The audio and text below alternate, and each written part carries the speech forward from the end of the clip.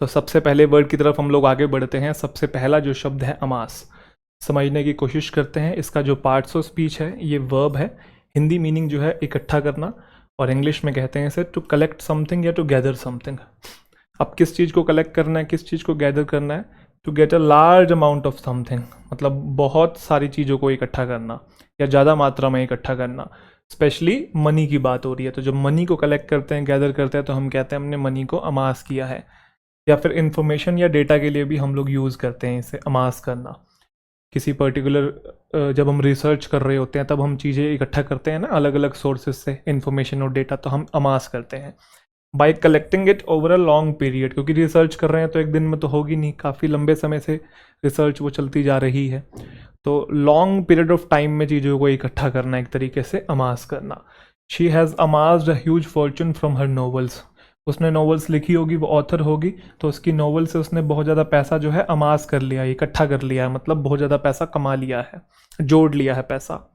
She is amassing a lot of data for her thesis. Thesis basically कोई topic होता है जिसके ऊपर रिसर्च करते हैं, मास्टर्स में होता है, ये पीएचडी में होता है। तो थीसिस के लिए हम क्या कर रहे हैं, डेटा को अमास कर रहे हैं। अच्छा, आपने एक चीज़ ध्यान रखनी है कि जो वर्ड यहाँ पे पार्ट्स ऑफ स्पीच बताया जा रहा है जिस वर्ड का, वो ये भी आपने देखना है क्या वो वर्ड उसी तरीके से यूज़ हुआ है कि नहीं हुआ है।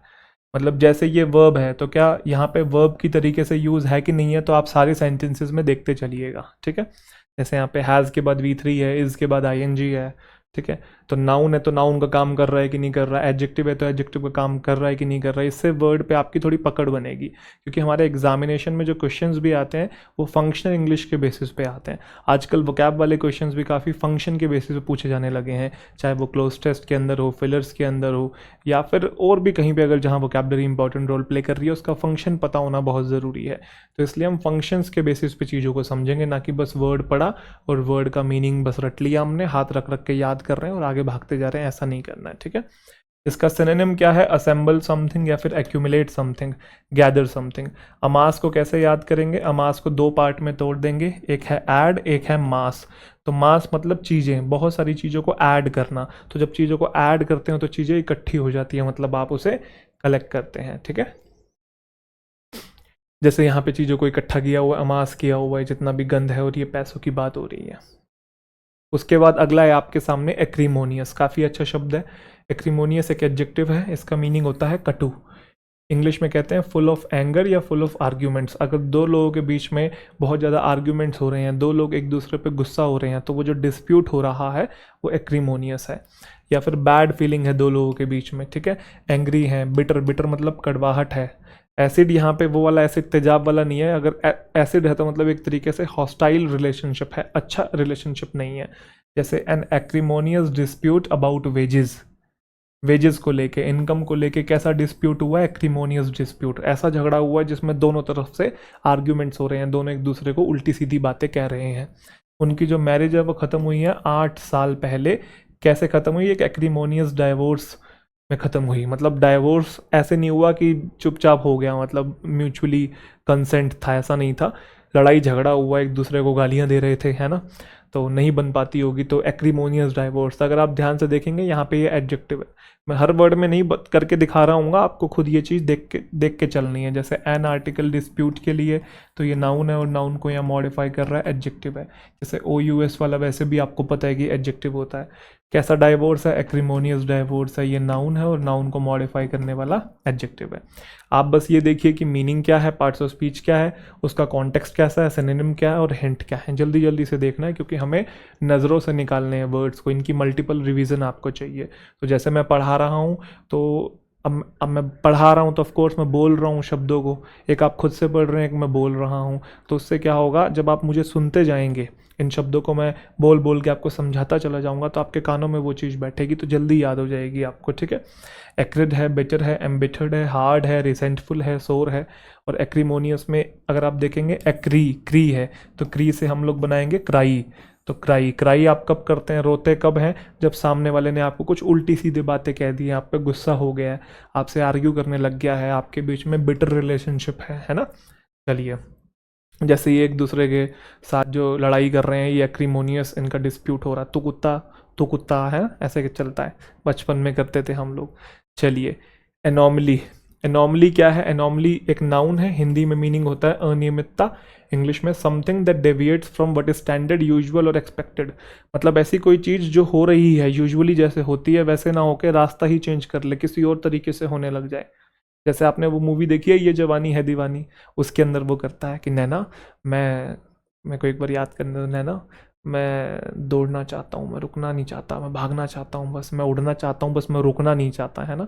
उसमें एक डायलॉग, एक ऐसा डायलॉग है आपको याद हो तो, कि पहले पढ़ाई करो, पढ़ाई के बाद फिर नौकरी करो, नौकरी के बाद शादी करो, शादी के बाद बच्चे करो, और उसके बाद रिटायरमेंट और फिर मौत का इंतज़ार, ऐसा कुछ है।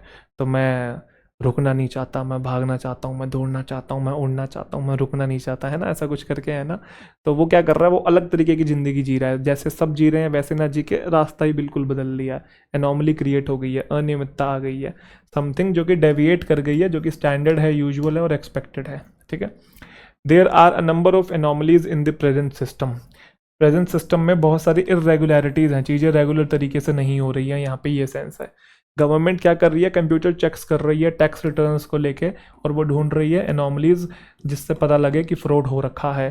जैसे सब टैक्स पे कर रहे हैं तो ये रेगुलरिटी है, कुछ लोग टैक्स पे नहीं कर रहे हैं, बच रहे हैं, तो ये इरेगुलरिटी है, ठीक है। एनॉमली क्रिएट हो रही है, लोग जैसा करना चाहिए वैसा ना करके अलग तरीके से कर रहे हैं, अनियमितता क्रिएट हो गई है। तो एबनॉर्मेलिटी है, इरेगुलरिटी है, इनकन्सिस्टेंसी है, इनकॉन्ग्रुइटी है, डेविएशन है। एनॉमली और एबनॉर्मेलिटी कुछ मिलते जुलते लग रहे हैं, तो आपको याद रहेगा। जैसे अगर आप देखेंगे इन सब का रंग एक जैसा है और इसका रंग अलग है, तो यहाँ पे ये एनॉमली क्रिएट हुई हुई है, ठीक है। अगला है एप्टीट्यूड। क्वांटिटेटिव एप्टीट्यूड में, एप्टीट्यूड आपने सुना होगा, एप्टीट्यूड एक नाउन है, हिंदी में मीनिंग होता है योग्यता, इंग्लिश में कहते हैं नेचुरल एबिलिटी या स्किल। तो क्वांटिटेटिव एप्टीट्यूड में जो एप्टीट्यूड होता है वो आपकी क्वांट्स की जो स्किल है वो चेक करता है, क्वांट्स की जो नॉलेज है वो चेक करता है। क्वांट्स मतलब मैथ्स, वही। My son has no aptitude for sport, तो स्पोर्ट का कोई टैलेंट नहीं है। We will take your personal aptitudes and abilities into account. Into account का मतलब कंसिडर करना, तो कहीं शायद आप इंटरव्यू देने गए होंगे, वो कह रहे हैं कि आपके जो पर्सनल एप्टीट्यूड्स और जो एबिलिटीज़ हैं, जो आपके अंदर स्किल्स हैं, उनको हम कंसिडर करेंगे। Talent, fitness, gift, skill, ability, ये इसके सब सिनोनिम है। Remember this word from various aptitude test जो होते हैं उससे आपको याद रहेगा, जैसा कि मैंने बताया क्वांटिटेटिव एप्टीट्यूड, तो उसमें बेसिकली आपका आईक्यू या स्किल या टैलेंट का टेस्ट हो रहा है। अगला है एलिमनी, बहुत अच्छा शब्द है ये। एलिमनी एक नाउन होता है, हिंदी में बोलते हैं परित्यक्ता पत्नी के लिए वृत्ति या जीविका। परित्यक्ता मेरे ख्याल से ये त्याग दी गई पत्नी है जिसके साथ डाइवोर्स हो गया है, तो उसके लिए वृत्ति, वृत्ति मतलब कुछ गुजारा बसर करने के लिए आप पैसा दे रहे हैं, जीविका। पेमेंट टू डाइवोर्स्ड वाइफ, आपका आपकी वाइफ के साथ डाइवोर्स हो गया है किसी भी रीज़न की, एक्रीमोनियस डाइवोर्स हो गया है किसी भी रीज़न की वजह से, और वो शादी से पहले आपके ऊपर डिपेंडेंट थी, वो खुद कोई काम नहीं करती थी, आप करते थे मान लीजिए। तो अगर आपका डाइवोर्स हो गया है तो आपकी ये जिम्मेदारी है कि उसका जो गुजारा बसर है, उसका जो खर्चा पानी है वो आप देंगे, ठीक है। तो वो जो पैसा आप देंगे, चाहे आप वन टाइम में दें, अब वो कोर्ट डिसाइड करता है कि कितना आप दे सकते हैं, कितना आपको देना है। जैसे एक बारी में 10-20 लाख रुपए दे दिया, या फिर आप हर महीने देंगे, जितना आप कमाएंगे उसका कुछ हिस्सा जो डाइवोर्स आपकी वाइफ है उसको देंगे, तो वो बेसिकली एलिमनी होती है। He is said to have paid 3 lakh alimony to his first wife. बाकी ज़्यादा मुझे इसके बारे में ज्ञान नहीं है, क्योंकि अपने साथ ये दुर्घटना या फिर जो भी है ये इवेंट, ये ओकेजन नहीं हुआ है, ठीक है। मेंटेनेंस, सपोर्ट और प्रोविज़न। मेंटेनेंस के लिए खर्चा देना, सपोर्ट देना एक तरीके से, प्रोविज़न कुछ एक तरीके से आप उसको प्रोवाइड करवा रहे हैं, ठीक है। एली मनी को कैसे याद करेंगे, एली से रहेगा ऑल, मनी से रहेगा मनी, तो ऑल मनी, तो all I need is money, money money चाहिए, हस्बैंड नहीं चाहिए पैसा पैसा पैसा, तो एली मनी मतलब पैसा, मोनी से मनी याद आ जाएगा। अगला है एटोन। एटोन एक वर्ब है जिसका मतलब होता है प्रायश्चित करना। क्या होता है भाई, प्रायश्चित करना। To do something that shows that you are sorry for something bad you did and make amends for. मतलब अगर आपने कोई गलत काम कर दिया है और उसके लिए आपको पछतावा हो रहा है, आप प्रायश्चित करना चाह रहे हैं, तो आप एटोन कर रहे हैं। और एटोन के साथ फोर जो होता है ना वो फिक्स्ड होता है, एटोन फोर। यहाँ पे भी आप देखेंगे एटोन के साथ जो फोर है वो फिक्स्ड है, ठीक है भाई। You must atone for the injustice you have done to innocent people. जो मासूम लोग हैं उनके ऊपर जो तुमने अत्याचार किया है उसके लिए तुम्हें प्रायश्चित जरूर करना चाहिए। डायरेक्टर जो है कंपनी का, उसने एक्सप्रेस किया है अपनी इच्छा, जिसमें वो क्या करना चाहता है, पास्ट में जो उसने जुर्म किए हैं ना, सेंस का मतलब कोई अपराध, कोई क्राइम, कोई जुर्म, तो उसके लिए वो क्या करना चाहता है, प्रायश्चित करना चाहता है, कॉम्पनसेट करना चाहता है। Apologise, confess, excuse, explain away, extenuate, ये सारे इसके सिनोनिम है। अच्छा, एटोन को आप कैसे याद करेंगे, एट ओन, दो पार्ट में से तोड़ लीजिए। तो उसको रियलाइज हो गई है उसकी गलती, at his own, at own खुद से ही हो गई है, खुद से गलती रियलाइज हो गई है, इसलिए वो एटोन करना चाहता है, मतलब प्रायश्चित करना चाहता है। ठीक है भाई, इसको मेक अमेंड भी बोलते हैं, बहुत अच्छा इसका ये सिनोनिम है मेक अमेंड, ध्यान रखिएगा, बहुत इंपॉर्टेंट है। मेक अमेंड्स फॉर समथिंग का मतलब भी कंपनसेट करना और एटोन करना। जैसे ये दीदी रूठ गई हैं, भैया उनको मनाने की कोशिश कर रहे हैं, या कुछ कह दिया होगा बुरा भला और अब वो प्रायश्चित कर रहे हैं। ठीक है, अब अभी इनमें मानेगी कि नहीं मानेगी हमें नहीं पता है, बाकी का एपिसोड आगे चल के पता लगेगा। ठीक है, चलिए, एम्बिगुअस, एम्बी जो वर्ड है ना, इसका मतलब ही होता है बोथ, टू से रिलेटेड है। एम्बिगुअस एक एडजेक्टिव है, ये ओ यू एस वाले सफिक्स आपको ध्यान होंगे, ये एडजेक्टिव है। इसका हिंदी मीनिंग होता है अस्पष्ट, expressing more than one possible meaning, sometimes intentionally. मतलब अगर किसी एक चीज़ के एक से ज़्यादा मीनिंग आ रहे हैं और वो चीज़ आपको क्लियर नहीं हो रही है, तो वो चीज़ एम्बिगुअस है।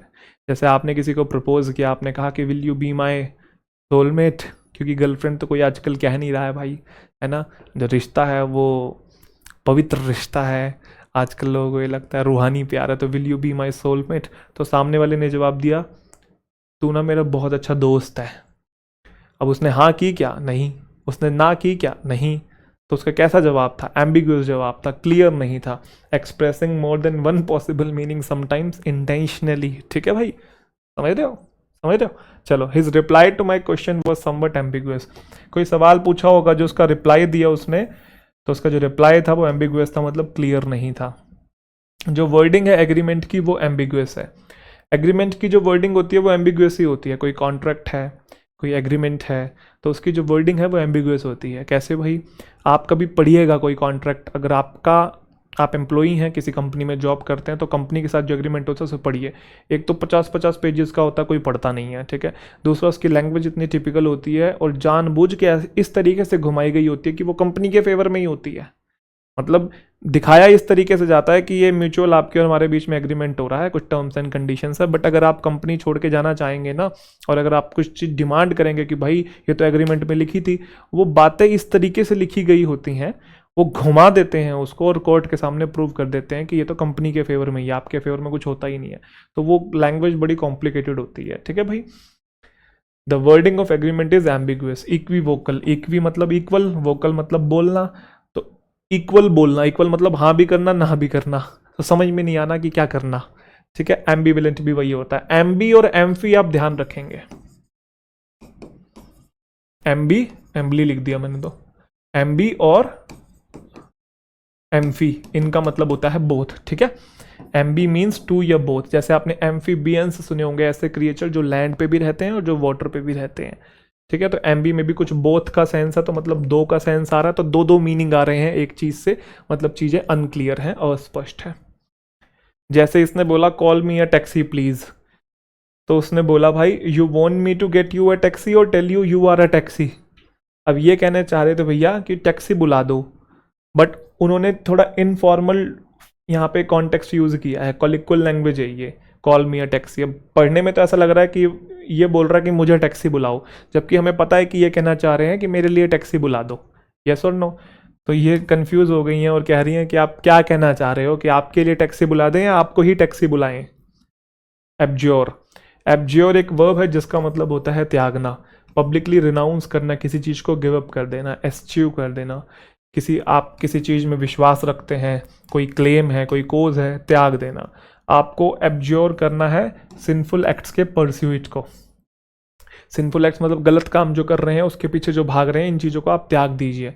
रिलीजन को त्यागने की बात हो रही है, उसने एब्जॉर्ब कर दिया रिलीजन, या उसने एब्जॉर्ब कर दिया उसकी लाइफ किस चीज़ की, डिसिपेशन की। ये दो अलग अलग हैं, ऑब्लिक लगा हुआ है, तो उसने एब्जॉर्ब किया उसकी लाइफ डिसिपेशन। डिसिपेशन मतलब अय्याशी, खाना पीना, मौज लेना, फुल पैसे उड़ाना। तो डिसिपेशन की जो लाइफ है उसे त्याग दिया है, अब साधु संत बन गया है। ठीक है, गिव अप कर देना, डेजर्ट, अबैंडन, अवॉइड, डिस्क्लेम, एस्च्यू, एस्च्यू बताया ना, एस्च्यू वॉयलेंस के लिए आता है, वॉयलेंस को एस्च्यू कर दो मतलब त्याग दो। एब्जोर को आप कैसे याद करेंगे? एब्जोर जो मिलता जुलता है वो इंजर से, तो इंजर का मतलब चोट लगना। तो जब आपको चोट लगती है तो आप जल्दी गिव अप कर देते हैं, तो उससे आपको ध्यान आ जाएगा। अगला है एडज्योर। एडज्योर एक वर्ब है जिसका मीनिंग होता है शपथ लेकर कहना, आस्क फॉर और रिक्वेस्ट समथिंग, या फिर कमांड समथिंग। जैसे I adjure you to tell me the truth, तो मैं तुम्हें रिक्वेस्ट करता हूँ या कमांड देता हूँ कि मुझे सच बताओ। घर पे होता है ना, आपने कोई गलत काम किया तो मम्मी कहती है सच बता दे। मतलब एक झूठ बोलेगा तो मतलब एक झूठ बोलेगा तो उसको छुपाने के लिए 100 झूठ बोलने पड़ेंगे, सच बता दे, बात वहीं खत्म हो जाएगी। और जैसे ही मम्मी बोलती भी है कि सच कहेगा तो मैं कुछ भी नहीं कहूँगी, तेरे को छोड़ दूंगी, सच बोल दे। और जैसे ही सच बोलते हो और चपले जूत बजते हैं पूरे तगड़े वाले, है ना, कूट देती है मम्मी या पापा हो। तो ये एक बहुत बड़ा स्कैम है, इन चक्करों में नहीं पड़ना है भाई। बचपन में ये छलावा हमारे साथ बहुत हुआ है। I adjure you to tell me the truth, तो मैं तुमसे रिक्वेस्ट करता हूँ या कमांड देता हूँ कि मुझे सच बताओ। जज ने एडज्योर किया उसको कि भाई आंसर करो इस सवाल का ट्रुथफुली, सही सही बताओ सच क्या है।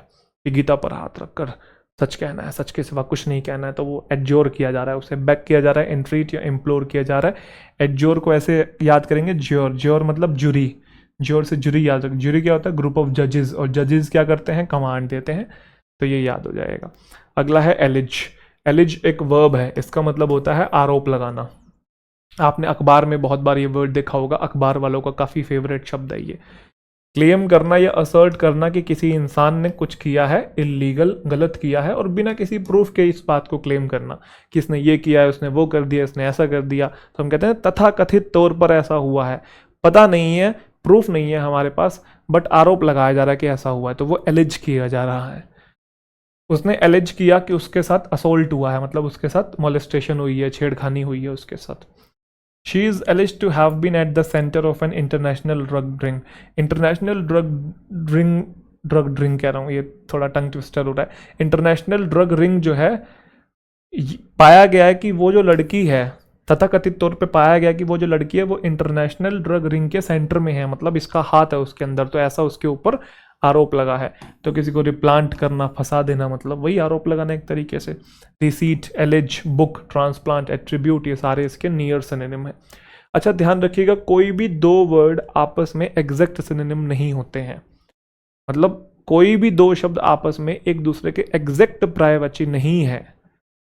अगर मैं बोल रहा हूं कि ये वाला वर्ड इस वर्ड का सिनोनिम है, तो वो नियर सिनोनिम होता है, इस बात को ध्यान रखिएगा। एग्जैक्ट कभी भी नहीं होता, क्योंकि हो सकता है इस वर्ड का कॉन्टेक्स्ट थोड़ा डिफरेंट हो और उस पर्टिकुलर वर्ड का कॉन्टेक्स्ट डिफरेंट हो, हालांकि मीनिंग भले ही सेम आ रहा हो। जैसे अगर मैं बोलूँ फिनिश और मैं बोलूँ कंप्लीट, अब आपको लगेगा दोनों ही सेम है, खत्म एक तरीके से। बट ये बात मैंने आपको बताई हुई है कि अगर आपका लाइफ पार्टनर ऐसा आ जाए जो आपको सारा दिन खुश रखे, जिसके साथ आप ऐसा फील करते हैं कि आप सातवें आसमान में हैं, तो आपकी लाइफ क्या है? कंप्लीट है। बट वहीं कोई ऐसा आ जाए जो सारा दिन आपसे आर्ग्यूमेंट करता रहे, तो आपकी लाइफ क्या है? फिनिश है। तो कॉन्टेक्स्ट अलग अलग है ना भाई, भले ही दोनों मीनिंग अब आप सेम लग रहे हो आपको, एक दूसरे के सिनोनिम आप इनको बोल दें, बट एक दूसरे के सिनोनिम कभी भी कोई दो वर्ड एग्जैक्ट सिनोनिम नहीं होते हैं, नियर होते हैं। ध्यान रखिएगा, कॉन्टेक्स्ट अलग अलग होता है। एग्जामिनेशन में भी नियर सिनोनिम ही पूछे जाते हैं, एग्जैक्ट सिनोनिम होते ही नहीं है। क्योंकि साउंड्स लाइक इलीगल, तो एलिज में लिग कुछ ऐसा दिख रहा है, लेग, लीगल, इलीगल, तो एलिज illegal. So statement without proof is illegal. अगर आप किसी के ऊपर आरोप लगा रहे हैं और प्रूफ नहीं है, तो भाई ये इलीगल है, तो इससे ध्यान आ जाएगा, एलिज और इलीगल। चले भाई, चलिए अगले वर्ड की तरफ आगे बढ़ते हैं। तो इस वर्ड का नाम है एक्मे। क्या होता है जी एक्मे? एक्मे बेसिकली नाउन है जिसका मीनिंग होता है शिखर। इंग्लिश में कहते हैं द हाईएस्ट लेवल अटेनेबल, मतलब कि इससे ऊपर आप जा ही नहीं सकते, ये सबसे अंतिम चरण है, आखिरी पड़ाव है जिंदगी में, इससे ऊपर आप कुछ उखाड़ ही नहीं सकते। ये ऐसी चीज़ है कि अब आपके लिए मतलब ड्रीम प्रोजेक्ट कह लीजिए, ठीक है। To act on this world famous stage is surely the acme of any actor's career। मतलब अगर कोई एक्टर है, उसको लगता है कि अगर मैं इस स्टेज पे पहुंच जाऊं या इस एक्टर के साथ काम कर लूं या इस डायरेक्टर के साथ काम कर लूं, तो ये मेरे लिए हाईएस्ट पॉइंट अटेनेबल है, इससे ऊपर कुछ बचेगा ही नहीं, मेरी आत्मा तृप्त हो जाएगी, मुक्त हो जाऊंगा, मुझे मोक्ष मिल जाएगा, है ना। तो उस पर्टिकुलर पॉइंट को हम लोग एक्मे बोलेंगे। जैसे किसी के लिए ऑस्कर पाना जो है वो एक तरीके का एक्मे है, ठीक है। तो कह रहा है इस वर्ल्ड फेमस स्टेज पे एक्ट करना श्योरली एक हाईएस्ट पॉइंट है किसी एक्टर के करियर का। तो होगी कोई स्टेज, हमें नाम नहीं बताया है। चैपलिन की जो सिटी लाइट्स थी mark the Acme of his film making career. Film making career का जो एक्मे था, किसी किसी एक्टर की या डायरेक्टर की मूवी होती है ना कि इससे ऊपर तो वो बना ही नहीं पाया है, ये सबसे इसका ऐसा ऐसे इसने आर्ट क्रिएट की है, ऐसी कला क्रिएट की कि इससे इसके बियॉन्ड नहीं जा पाया, वो ये हाईएस्ट लेवल था। तो वो बेसिकली क्या है, एक्मे। तो टॉप है, एपिक्स है, पिनाकल है, पैरामाउंट है, ये सारे इसके सिनोनिम है, नियर सिनोनिम है। अच्छा, इसे याद करेंगे एक्ने से। एक्ने, एक्ने क्या होता है, एक्ने होता है पिंपल, ठीक है। जैसे पिंपल आपकी स्किन के ऊपर हाईएस्ट पॉइंट जैसे ऊपर आ जाता है ना ऐसे, तो जैसे पिंपल आपकी स्किन पे हाईएस्ट पॉइंट है, ऐसे ही एक्मे भी क्या होता है, किसी जगह का हाईएस्ट पॉइंट कह सकते हैं आप। क्लियर, ध्यान आ जाएगा। सही है, तो ये बेसिकली क्या है, एक्मे कह सकते हैं। और इस वर्ड को हम लिटरली और फिगरेटिवली दोनों यूज कर सकते हैं। लिटरली मतलब लिटरली हाईएस्ट पॉइंट, और फिगरेटिवली मतलब इनडायरेक्टली, किसी के माइंड में कोई हाईएस्ट पॉइंट है, समझे। लिटरल मतलब लिटरली असली में, डायरेक्टली। फिगरेटिवली मतलब इनडायरेक्ट, ठीक है।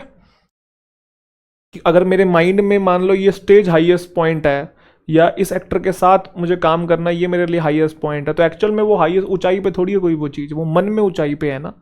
तो लिटरली मतलब एक्चुअल में ऊंचाई पे होना जैसे ये है, फिगरेटिवली मतलब इनडायरेक्टली। तो ये दो शब्दों को ध्यान रखिएगा, मैं बार बार इनको यूज करता रहूंगा, लिटरली और फिगरेटिवली। एनोलॉजी, एनोलॉजी एक नाउन होता है जिसका मतलब है समानता। छोटे होते हम लोग करते नहीं थे, ऐसे बीच में लाइन लगाते थे, इधर लिखते थे होमोजेनियस, इधर लिखते थे हेट्रोजेनियस, तो दोनों को डिस्क्राइब करते थे। और मैं तो ऐसे याद करता था, होमोजेनियस में ये होता है, हेट्रोजेनियस में ये नहीं होता। होमोजेनियस के 2 ये होते हैं, हेट्रोजेनियस के 3 ये होते हैं। मतलब मैं कुछ भी बोल रहा हूँ तो मतलब आप समझ गए ना, छोटे होते कैसे याद करते थे।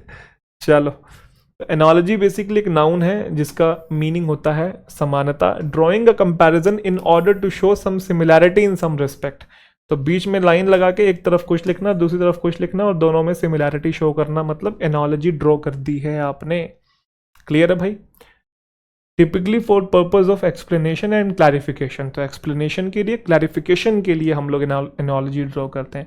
It Drew an analogy between the brain and a vast computer. तो बीच में लाइन लगाई, एक तरफ ब्रेन बनाया, एक तरफ कंप्यूटर बनाया, दोनों की कंपैरिजन किया जा रहा है, दोनों में सिमिलैरिटी बताई जा रही है एनोलॉजी ड्रॉ करके। तो एक फॉर्मल एनोलॉजी को बिल्ड किया गया उनके बीच में, मतलब कंपैरिजन शो किया गया। इक्वालिटी, सिमिलैरिटी, पैरिटी, पैरेललिज्म और एफिनिटी ये इसके सिनोनिम है। अगला है अप्रेज, बहुत सिंपल सा वर्ड है। अप्रेज एक वर्ब होता है, मूल्यांकन करना। जैसे आप कहीं काम करते हैं किसी कंपनी में, तो वहाँ आपका अप्रेजल होता है, वो अप्रेजल और अप्रेज से ही बना है वो, ठीक है। अप्रेजल नाउन होता है, अप्रेज वर्ब होती है। तो अप्रेज मतलब आपका मूल्यांकन होता है कि इस साल आपने कैसा काम किया है, तो अगले साल आपका प्रमोशन या आपका इंक्रीमेंट सैलरी में होना चाहिए कि नहीं होना चाहिए। तो जज करना, किसी को असेस करना, किसी की क्वालिटी, किसी की वैल्यू को, ठीक है। At the end of each teaching practice, teaching practice के एंड में ट्रेनी टीचर्स को बोला गया कि वो अप्रेज करें, जज करें उनकी खुद की परफॉर्मेंस को। तो असेस करना, एस्टिमेट करना, इवेल्युएट करना, जज करना, रेट करना, रिव्यू करना, ये सारे इसके नियर सिनोनिम है।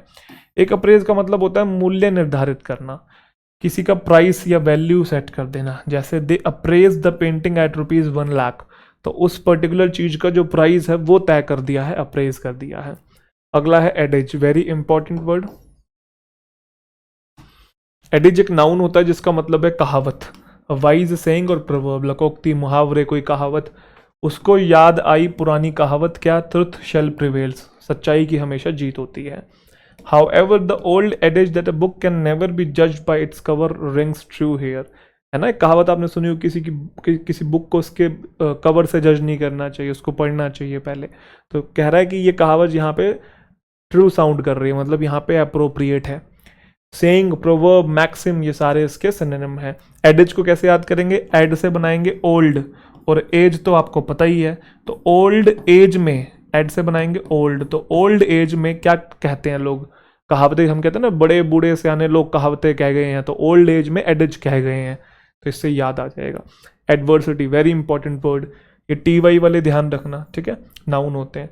एडवर्सिटी नाउन है जिसका मतलब होता है कठिनाई, मुश्किल घड़ी जो होती है, डिफिकल्ट और अनप्लेजेंट सिचुएशन जो है, वो हमेशा खुश रहती है किसमें, एडवर्सिटी में। बुरे समय में भी वो हमेशा खुश रहती है, मुश्किल टाइम में भी वो हमेशा हंसती, गाती, नाचती, खेलती रहती है।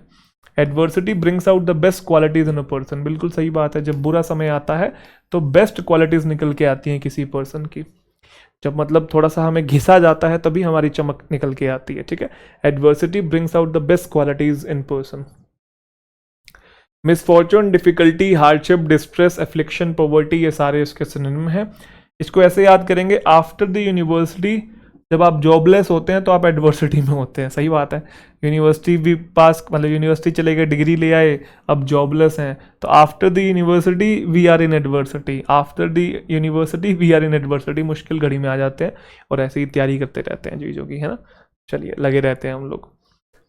जैसे ये मेहनत कर रहा है, ऊपर पहाड़ पे चढ़ा रहा है, तो इसके लिए एडवर्सिटी क्रिएट हो रही है। अगला है absolve, very very important word, newspaper में बहुत आता है। एब्जॉल्व एक वर्ब है जिसका मतलब मुक्त करना, फ्री करना, बाइज्जत बरी कर देना, दोष मुक्त कर देना। Declare someone free from guilt, दोष मुक्त कर देना, या किसी को पनिशमेंट से फ्री, या किसी के ऊपर कोई जिम्मेदारी आपने सौंपी हुई थी, ऑब्लिगेशन किसी के ऊपर थी, उससे आपने मुक्त कर दिया। द रिपोर्ट एब्जॉल्व्ड हर फ्रॉम या of all the blame of accident, जो ब्लेम लगा था एक्सीडेंट का उससे वो बाइज्जत बरी हो गया। एब्जॉल्व के साथ फ्रॉम भी आता है और ऑफ भी आता है, ये ध्यान रखिएगा। मैं आपको इस रिस्पॉन्सिबिलिटी से, इस दायित्व से क्या करता हूँ, एब्जॉल्व करता हूँ, मतलब फ्री करता हूँ। तो एक्सोनरेट करना बहुत अच्छा वर्ड है, विंडिकेट करना, ये सारे बहुत अच्छे वर्ड है। एक्विट करना, एक्सकल्पेट करना, क्लियर। जैसे कल्प जो वर्ड होता है, कल्प का मतलब क्राइम है, ठीक है, और एक्स का मतलब क्या है, आउट, तो एक्सकल्पेट करना, क्राइम से मुक्त कर दिया आपने, ठीक है। Releasing the person from jail, policeman says you can go, I have solved the crime. तो एब्जॉल्व को कैसे याद करेंगे, सॉल्व से याद करेंगे। तो क्राइम सॉल्व हो गया है, मतलब आप बाइज्जत बरी हो गए हैं, आप एब्जॉल्व हो गए हैं, तो सॉल्व हो जाने से एब्जॉल्व हो गए हैं, ठीक है, ध्यान रखना है। जैसे अपना निर्णय दे दिया है जज ने और आपको एब्जॉल्व कर दिया, एक्विट कर दिया। एब्सकॉन्ड, एब्सकॉन्ड एक वर्ब है जिसका मतलब फरार हो जाना, भाग जाना, सीक्रेटली, छुपके से। गो अवे सडनली, अचानक से चले जाना, या सीक्रेटली कहीं चले जाना, ठीक है। The prisoners absconded last night, कैदी जो हैं वो भाग गए हैं पिछली रात को। वो लड़की भाग गई है बोर्डिंग स्कूल से अपने बॉयफ्रेंड के साथ, तो फरार हो जाना, एस्केप या फिर फ्ली। इसको याद करेंगे अब और स्कोन्ड से, तो स्कोन्ड बनाएंगे सेकंड, ठीक है, और अब से बनाएंगे एब्सेंट, तो absent in second, absent in a second, एक सेकंड में एब्सेंट हो गए हैं, मतलब भाग गए हैं, ठीक है, रन अवे कर गए हैं, हाइड हो गए हैं वो। जैसे ये भाग रहा है अपना ढिच्चक ढिच्चा पूरा, ठीक है। दबे पैर। एफ्रे, एफ्रे बेसिकली क्या है, एक नाउन है। ढिच्चक ढिच्चा क्यों किया मैंने ये भाग ही ऐसे रहा ढिच्चक ढिच्चा वाला चलो चलो, एफ्रे, एफ्रे बेसिकली नाउन है जिसका मतलब होता है दंगा। चलिए, बवाल मच गया, ग्रुप फाइट हो गई है पब्लिक प्लेस के अंदर। शाका, शाका बेसिकली मेरा एक दोस्त है, दोस्त तो नहीं, घर के पास रहता था, थोड़ा गुंडा बदमाश टाइप का, मतलब था नहीं गुंडा बदमाश, मतलब थोड़ा होता है ना माचो रफ टफ थोड़े से, मतलब तो उस टाइप के, मतलब उसने खुद का नाम शाका रखा हुआ है कि आज से सब मुझे शाका बुलाएंगे। उसका नाम कुछ और है वैसे, बट उसने खुद का नाम शाका रखा हुआ, आज से सब मुझे शाका बुलाएंगे। तो शाका के ऊपर इल्जाम लगा है एफ्रे को कोज करने का, दंगा करने का, लड़ाई झगड़ा करने का। He had got into a drunken brawl in a bar. Drunken brawl का मतलब है दारू पी के लड़ाई कर ली है, जो दंगा फसाद हो गया है। तो ब्रॉल को कैसे ध्यान करें, याद करेंगे, बवाल हो गया है, ठीक है, बवाल हो गया है। नॉइजी फाइट एंड ऑल्टरकेशन भी यही होता है, लड़ाई झगड़ा। एफरे को कैसे याद करेंगे, एफरे, अफरा तफरी हो गई है, एफरे को ऐसे याद करेंगे, अफरा तफरी हो गई है ना, मतलब लड़ाई हो गई है।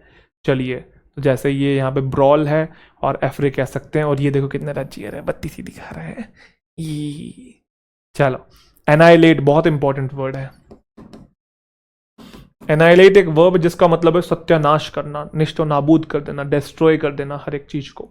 Destroy something completely so that nothing is left, कुछ भी ना बचना, इस हद तक चीजें निष्ठो नाबूद हो जाना। न्यूक्लियर बॉम्ब बेसिकली क्या करेगा, सारी मानवता को एनाइलेट कर देगा।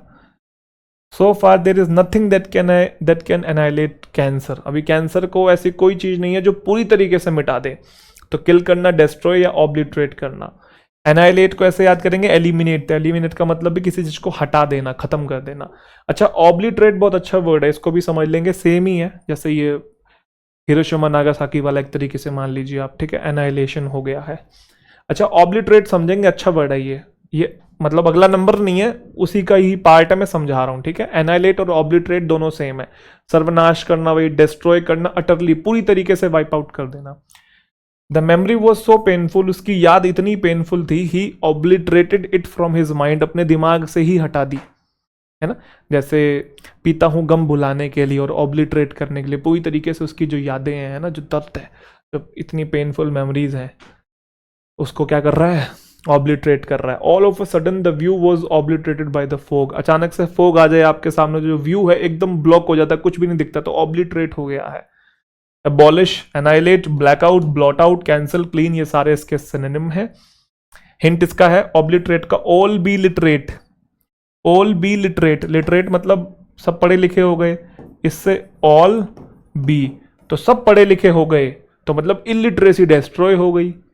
ऑल बी लिटरेट, ऑब्लिटरेट तो सब पढ़े लिखे हो गए हैं, तो इलिटरेसी कंप्लीटली डिस्ट्रॉय हो गई है। अगला है affable, very important word, very easy word, adjective होता है, इसका मीनिंग है मिलनसार, फ्रेंडली या गुड नेचर्ड पर्सन जो होता है, जिससे बात करना बड़ा आसान है, मतलब सबसे हंसता खेलता रहता है, हंसते खेलते बात करता है। एफेबल और एग्रीएबल कंपेनियन है, एफेबल और एग्रीएबल कंपेनियन है, कोई अच्छा दोस्त है, फ्रेंडली है, गुड टू टॉक, ठीक है। He struck me as an affable और affable sort of a man, वो इंसान मुझे थोड़ा फ्रेंडली लग रहा है, एमिएबल लग रहा है, जेनियल है, कंजेनियल है, प्लीजिंग है, कॉर्डियल है, ये सारे इसके सिनोनिम हैं। एफेबल, सोशेबल, लवेबल, लाफेबल, ये आपको सब मिलते जुलते लग रहे हैं, है ना, आसान है। चलिए अगले वर्ड की तरफ आगे बढ़ते हैं। जैसे यहाँ पे आप देखेंगे ये मस्त, बिल्कुल ये एक तो नीचे झुका के ऐसे करके एक कौन सा है ये नेचर दिखाया जाता है, हाँ मैं बहुत अच्छा हूँ। चलो कोई बात नहीं, अगले वर्ड की तरफ आगे बढ़ते हैं। अगला जो वर्ड है आपका वो है एमेलगमेट। एमेलगमेट क्या होता है, ये एक वर्ब है, इसका मतलब है एक होना, चीज़ों का मतलब यूनाइट हो जाना, कंबाइन हो जाना, किसी एक स्ट्रक्चर में तब्दील हो जाना दो अलग अलग चीज़ों का, या एक ऑर्गेनाइजेशन बन जाना। छोटी ऑर्गेनाइजेशन बड़ी ऑर्गेनाइजेशन में अगर मिल गई है, उसने अमेलगमेट कर लिया है, ही amalgamated his company with another, दो कंपनी आपस में अमेलगमेट कर गई है। इलेक्ट्रीशियंस यूनियन जो है वो प्लान कर रही है कि वो अमेलगमेट करेगी टेक्नीशियन यूनियन के साथ। तो कंबाइन करना या मर्ज करना, यूनाइट, इंटीग्रेट, फ्यूज करना, फ्यूजन होता है ना, जैसे कंसोलिडेट करना, मिंगल करना। तो अमेलगमेट को कैसे याद करेंगे, अमेलगमेट में गेम है, तो गेम में बेसिकली क्या होता है, दो प्लेयर्स होते हैं ना, मिलके खेलते हैं, तो ऐसे याद हो जाएगा अमेलगमेट में गेम है, गेम में दो प्लेयर्स मिलके खेलते हैं, यूनाइट हो जाते हैं। जैसे अगर आप यहाँ देखेंगे तो ये रेलवे ट्रैक्स जो हैं बेसिकली यहाँ पे अमेलगमेट कर रही हैं, यहाँ पे ये पजल को इन्होंने जोड़ दिया है, अमेलगमेट कर दिया है। अगला है अप्राइज। अप्राइज एक वर्ब है जिसका मतलब सूचित करना या फिर इन्फॉर्म करना या किसी इंसान को कुछ बताना। मिनिस्टर को बताया गया डेंजरस सिचुएशन के बारे में, उसे आगाह किया गया। प्रेस रिपोर्टर्स जो हैं उनको अप्राइज किया गया of the cabinet minister decision, जो डिसीजन लिए हैं उसके बारे में उन्हें सूचना दी गई। इन्फॉर्म करना, नोटिफाई, ये अप्रेज नहीं है, अप्रेज अलग है, अप्राइज अलग है, कंफ्यूज नहीं होना है। इन्फॉर्म, नोटिफाई, टेल और make aware. One who will inform will get prize, जो इंसान इन्फॉर्म करेगा उसे प्राइज मिलेगा। तो अप्राइज को कैसे याद करेंगे हम लोग, प्राइज से। तो जो अप्राइज करेगा, जो इन्फॉर्म करेगा उसे प्राइज मिलेगा, याद आ जाएगा। आर्जुअस, इसके अंदर ड वाला हल्का सा आता है, आर्जुअस, ड बोलते हैं, डी साइलेंट नहीं होता, आर्जुअस हल्का सा साउंड रहता है बट बोलते हैं। आर्जुअस एक एडजेक्टिव है जिसका मतलब कठिन, कठिन नहीं कठिन, ठीक है, कठिन और घना कसूता लागे से कठिन। चलो, difficult and tiring, needed a lot of effort and energy, ऐसी कोई चीज जिसमें मेहनत बहुत ज्यादा लगे, एफर्ट लगे, एनर्जी लगे, कठिन हो, मुश्किल हो, डिफिकल्ट हो। कोई आर्डुअस जर्नी है, जैसे माता वैष्णो देवी की चढ़ाई है या फिर अमरनाथ की यात्रा है या फिर कोई ट्रैकिंग आप करते हैं इन जनरल, तो वो जर्नी कैसी है, आर्जुअस है। क्लाइंब है, जैसा कि मैंने कहा आर्जुअस है। Laborious, strenuous, vigorous, back breaking, stiff हो गया, हर्कुलिन टास्क ना होगा, मुश्किल होता है। Onerous, hard, heavy, gruelling task, ये सारे इसके नियर सिनोनिम में। आर्जुअस को कैसे याद करेंगे, hard to do for us, arduous hard to do for us, तो कोई चीज हार्ड है तो मतलब कठिन है, कठिन कि कठिन है न आएगा वहां पे, ठीक है। ये मेहनत कर रहे हैं, कठिन काम कर रहे हैं भाई। एप्रीहेंड, एप्रीहेंड एक वर्ब है, इसके दो मीनिंग होते हैं। पहला मतलब है किसी को अरेस्ट करना, arrest someone for a crime, पकड़ना। पुलिस ने फाइनली एप्रीहेंडेड कर लिया है किलर को, ये वर्ब की तरीके से यूज हुआ, अगर आप यहाँ देखेंगे तो हैव के बाद V3 चाहिए। पुलिस ने चोर को अप्रीहेंड कर लिया। कैच करना, कैप्चर करना, सीज करना। अच्छा, इससे कैसे याद करेंगे? आपने बोला अप्रीहेंड और फिर बोला up your hand. Apprehend, up your hand. तो अप योर हैंड कब बोलते हैं? जब एप्रीहेंड करना हो या अरेस्ट करना हो। तो पहला मीनिंग तो ये है। दूसरा इसका मीनिंग होता है किसी चीज को समझना, अंडरस्टैंड समथिंग, प्रिसीव समथिंग। वो इमीडिएटली समझ गई प्रॉब्लम को, तो प्रॉब्लम को एप्रीहेंड करना। इसे कैसे याद करेंगे? कॉम्प्रीहेंड से। Apprehend, comprehend, apprehend, comprehend. तो किसी चीज को समझना, रियलाइज करना, ग्रैप्स करना। अगला है ameliorate, very important word. Ameliorate, ameliorate एक वर्ब है जिसका मतलब है सुधरना या इंप्रूव करना किसी चीज को, बेटर बनाना, किसी बुरी स्थिति को, किसी बैड या अनप्लेजेंट सिचुएशन को अच्छा कर देना। Unless we ameliorate the condition of the working class, we cannot expect the prosperity of the country. जब तक वर्किंग क्लास की स्थिति को सुधारेंगे नहीं, तब तक देश में हम एक्सपेक्ट नहीं कर सकते समृद्धि को। फॉरेन एड, फॉरेन एड मतलब बाहरी मदद की बहुत ज़्यादा ज़रूरत है ड्राउट के इफेक्ट्स को एमिलियोरेट करने के लिए। ठीक है, ड्राउट के इफेक्ट्स को, ड्राउट मतलब सूखा हुआ है, उसका जो इम्पैक्ट आया हुआ है, उसकी स्थिति सुधारने के लिए बाहरी मदद की बहुत ज़्यादा ज़रूरत है। अमेंड करना, किसी चीज़ को बेटर बनाना, एनहांस करना, इम्प्रूव करना, एनरिच करना, ये सारे इसके सिनोनिम है। ये सूखा है, ड्राउट, आपको पता होगा। अच्छा, ये कैसे याद करेंगे? इमली से। ठीक है भाई, इमली। तो इमली किसी चीज़ में डालते हैं तो फ्लेवर थोड़ा अच्छा हो जाता है, इंप्रूव हो जाता है, टेस्ट इंप्रूव हो गया, तो मीनिंग ध्यान आ जाएगा आपको। ठीक है, एमिलियोरेट और इमली। ये दिख रहा है आपको? ब्लैक ब्लैक दिख रहा होगा, इसमें दिख रहा है ना? चलो, चीज़ें इंप्रूव हो रही हैं, आपका ग्राफ ऊपर की तरफ जा रहा है, आप तैयारी कर रहे हैं, उसमें आपको इजाफा दिख रहा है, इंग्लिश आपकी इंप्रूव हो रही है, वोकैब आपकी इंप्रूव हो रही है, तो बैड सिचुएशन इंप्रूव हो रही है। ठीक है, एमनेस्टी हो रही है क्या? हो ही रही होगी भाई, पढ़ाई करोगे तो। एमनेस्टी, एमनेस्टी एक नाउन है, अपराध क्षमा को बोलते हैं, काफी इंपॉर्टेंट वर्ड है, न्यूज़पेपर में आता रहता है। एक ऐसी सिचुएशन जिसमें गवर्नमेंट जो है एग्री करती है कि पनिशमेंट नहीं देगी, तो मतलब किसी को माफी दे दी। उस इंसान को जिसने क्राइम कमिट किया है, उसको आपने एक तरीके से अपराध उसका जो है माफ कर दिया, क्षमा दे दिया, उसे क्षमा दे दी। गवर्नमेंट ने अनाउंस किया an immediate amnesty for rebel fighters. Rebel fighters मतलब जो विद्रोही थे, उनके लिए एमनेस्टी जो है अनाउंस कर दी, मतलब उनको पार्डन कर दिया, रिप्रीव कर दिया। एब्सोल्यूशन है, फॉरगिवनेस है, रेमिशन है, रेमिटल है, ये सारे उसके सिनोनिम है। अच्छा, उसकी ऑनेस्टी की वजह से उसे एमनेस्टी मिल गई, ऐसे आप याद कर सकते हैं। उसकी ऑनेस्टी की वजह से उसे एमनेस्टी मिल गई, मतलब उसे माफी मिल गई। या फिर एक और इसका हिंट है, आई एम नेस्टी। नेस्टी मतलब होता है बुरा। आई एम नेस्टी, मैं बुरा हूं, फिर भी जो मेरे पेरेंट्स हैं वो मुझे माफ कर देते हैं, हमारी गलती को नजरअंदाज कर देते हैं। तो आई एम नेस्टी, फिर भी पेरेंट्स एमनेस्टी दे देते हैं। नेस्टी, एमनेस्टी, या फिर ऑनेस्टी से याद रख लीजिए, वो ज़्यादा अच्छा है कि ऑनेस्टी की वजह से एमनेस्टी मिल गई। एंसिलरी, एंसिलरी एक एडजेक्टिव है, बहुत इंपॉर्टेंट शब्द है भी, सहायक को बोलते हैं। प्रोवाइडिंग, सारे इंपॉर्टेंट है, देखो सच बताऊं तो प्रोवाइडिंग, लेकिन कुछ हद से ज़्यादा इंपॉर्टेंट है, उनको मैं साथ साथ बताता चल रहा हूँ। प्रोवाइडिंग सपोर्ट और help to the primary activities और ऑपरेशन ऑफ एन ऑर्गेनाइजेशन। कोई ऑर्गेनाइजेशन है, कोई कंपनी है, वहाँ पे जो हेल्पर्स होते हैं एक तरीके के, चाय बनाने वाला, झाड़ू पोछा लगाने वाला, या फिर हाँ बस उसी टाइप के, वो जो स्टाफ होता है वो एंसिलरी स्टाफ है, एंसिलरी वर्कर्स हैं, सपोर्ट प्रोवाइड करवाते हैं। प्राइमरी एक्टिविटीज जो होती है ना, प्राइमरी जो कि मैंने आपको बताया। ठीक है, अच्छा, जरूरी नहीं कि सिर्फ झाड़ू पोछा लगाने वाले ही हेल्पर भी, जनरली वर्कर्स को भी, एम्प्लॉइज को भी कुछ लोग एंसिलरी कहते हैं, एंसिलरी स्टाफ है। कि जैसे आपकी छोटी सी कंपनी है, आपके साथ 4 लोग मिलकर काम करते हैं, उनको भी आप एंसिलरी कह सकते हैं। ठीक है, तो ऑक्सिलरी, एंसिलरी याद रखेगा, ऑक्सिलरी वर्ब होती है हेल्पिंग वर्ब, याद आ जाएगा। सप्लीमेंट्री है, एक्सेसरी है। एग्रेरियन, बहुत सिंपल सा शब्द है, एग्रीकल्चर से बना है। एग्रेरियन एडजेक्टिव है, relating to cultivation of land या फिर एग्रीकल्चर, धरती से रिलेटेड है, एग्रीकल्चर से रिलेटेड। जैसे इंडिया भी एग्रेरियन कंट्री है, ये एक प्राइमरी एग्रेरियन लैंड है। In spite of agrarian reforms, agrarian reforms मतलब जो बदलाव लाए हैं एग्रीकल्चर के अंदर, तो इंडियन एग्रीकल्चर ने क्या शो नहीं किया? रिमार्केबल प्रोग्रेस शो नहीं की है एग्रीकल्चर में बदलाव आने के बावजूद भी। तो एग्रेरियन तो पता ही है।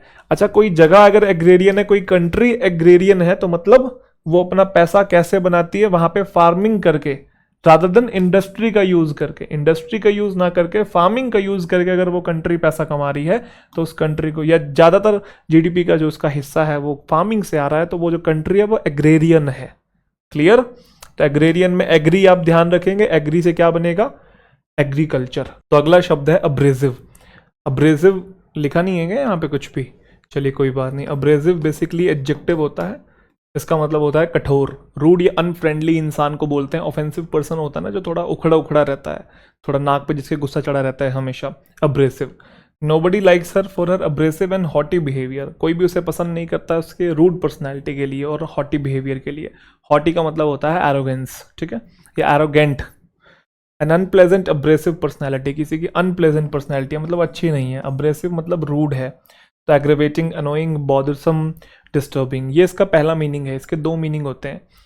पिसने या रगड़ने की वस्तु को भी अब्रेसिव बोलते हैं। जैसे दीवार पे पेंट लगा होता है तो उसको उतारने के लिए वो घिसते नहीं है हम लोग, अब्रेसिव पेपर होता है वो। क्या होता है? रेगमार्क होता है, मुझे एग्जैक्ट ध्यान नहीं आ रहा क्या बोलते हैं उसे। Substance use for polishing, polishing के लिए कोई चीज़ यूज़ कर रहे हो, क्लीन करने के लिए यूज़ कर रहे हो किसी हार्ड सरफेस को, रब करके या फिर ग्राइंड करके, तो वो अब्रेसिव पेपर होता है। क्लीनर को आप अब्रेसिव बोल सकते हो, पाउडर आप अब्रेसिव बोल सकते हो। अब्रेसिव पिछले वाला मीनिंग याद रखेंगे, अब्रेसिव अग्रेसिव, अब्रेसिव एग्रेसिव, तो राइमिंग यहाँ पे आ रही है। ऑफेंसिव इंसान जो होता है वो रूड या अनफ्रेंडली होता है। एम्यूलेट बहुत अच्छा शब्द है ये, आप रिलेट भी कर पाएंगे। एम्यूलेट एक नाउन है जिसका मतलब है तावीज़, या ऐसी कोई चीज़ जो आप गले में डालते हैं या आप यहाँ पे इधर बांध लेते हैं। कुछ लोग हाथ में सलमान खान डालते हैं, वो उनके लिए एक तरीके का तावीज़ है। एक ऐसा ऑर्नामेंट है या स्मॉल पीस ऑफ ज्वेलरी है जिससे ये माना जाता है कि वो आपको प्रोटेक्शन देगा बुरी चीज़ों के अगेंस्ट, मतलब आपके ऊपर बुरी ताकतें हैं उनका कोई असर नहीं होगा। कुछ अंगूठी डाल लेते हैं, डेंजर या डिसीज से वो चीज़ आपको बचाएगी। डोले तित्तवीत बनने या कुड़ी नजर लगन तो डरती है ना, वो यहाँ पे बांध लेते हैं, देखा होगा। इधर भी डाल लेते हैं, कुछ लोग पेट पे डालते हैं, काला धागा नीचे डाल लेते हैं, उसमें भी एक मोती टाइप का कुछ लोग डाल लेते हैं, ठीक है। आजकल वो चल रहा है वो आँख टाइप का होता है, आपने देखा होगा, नज़र से बचने के लिए। Sahil always wear an amulet around his neck, गले में वो तावीज़ डाल के रखता है। लकी चार्म है, चार्म अगेंस्ट एविल है, मैस्कॉट है। तो एम्यूलेट लॉकेट या ब्रेसलेट, ये राइमिंग कर रहा है, याद आ जाएगा।